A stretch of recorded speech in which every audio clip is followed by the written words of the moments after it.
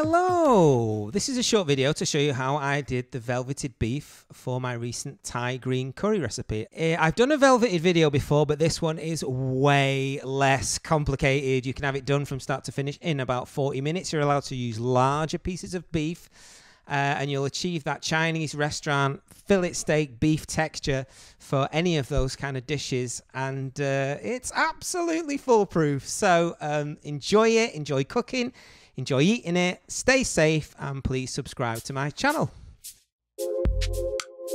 Okay, so I got a couple of packs of rump steak from Aldi. I mean, they're £2.30 a pack, I think, and clearly not the best steaks in the world, but perfect if you're doing an oriental velveting beef. Actually amazing. I'd be well happy buying them again for this. So the first thing to do is cut that big rind off and throw it. You do not want that at all. No need for that. And any sinew you find within the steak, just make sure you cut it off. Then you find the gradient of the steak. Now that's pointing downwards at that one you're looking at the right hand side. You can see the lines are sort of leading downwards, so I'm cutting across it, okay? You could actually go larger pieces than that, so bear that in mind with this velveting video, which is slightly different to the first one I've done. And cut the sinew out, like I say there, just cut that bit out. So just work your knife around it. Now, I'm just cutting that piece off there, which is actually steak, and large enough to go into a curry, but get rid of that sinew and throw it. No need for that whatsoever. That piece there, without even cutting into it, would have been fine with this velveting technique. Okay, so very, very interesting mouthfeel to it when you have it in a curry and a Chinese dish. It'd be amazing with OK sauce, that kind of thing. But for this, I'm doing it in my Thai green curry, which may have led you here in the first place. Okay, so with this steak, the second one, you can see very clearly that the lines and the gradient of the steak are facing downwards. So I'm cutting straight across it, okay? So make sure you do that. Don't cut along the grain, cut across the grain. Okay, so we're going to get all those pieces,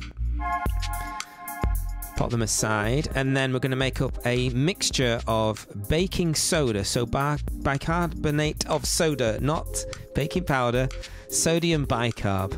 We're going to make a mixture of sodium bicarb, which is 2 parts water, 1 part sodium bicarb, okay?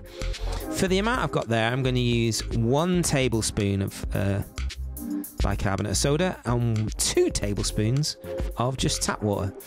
Mix it up and throw it in and mix it all over that rump steak, and then just set it aside for 30 minutes as it etches away and softens the steak, okay? But then, of course, after 30 minutes, a real sliminess you'll feel, a soapiness. It's an alkaline, so it's got a soapiness to it, which you need to rinse off. So 30 minutes later, that's what you're going to do right now. It goes a very rouge colour. Add some tepid water and just rinse that baking soda off, okay? Just rinse it off and then just drain the water away. So give it a good wash. Tepid water's best, not cold water. I'm not trying to shock the meat, just get that sodium bicarb off, okay? So that's rinsed. I'm going to pour that away. Keep the meat, obviously, and then I'm going to put a little marinade on it of a heaped teaspoon of Coleman's English mustard powder, a heaped teaspoon of garlic powder, and about 2 teaspoons of dark soy, and mix that in and leave that to stand while you do the rest of your dinner, okay? So there's no need to rinse that off anymore. You can just put that aside. You could even freeze it if you like, but that is ready to be used in a dish. Yep. So hopefully you can use that in my Thai curry, which is what I did here. I fried it off, made the Thai curry, and then reintroduced it right at the end. It's just an incredible texture of velveting beef. It's an amazing mouthfeel to it, and I hope you enjoy it. Please subscribe to my channel, and definitely look into making the Thai curry, which accompanies this video.